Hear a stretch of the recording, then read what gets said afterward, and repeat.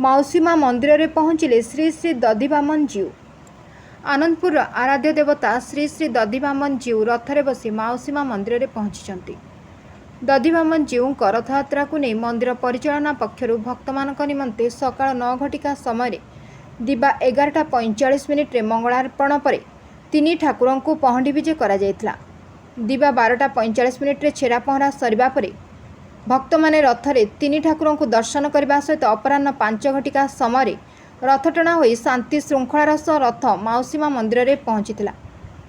हजार हजार भक्तों समागम रे घंट कीर्तन बड़दाण्ड भक्तिमय हो जाइथिला।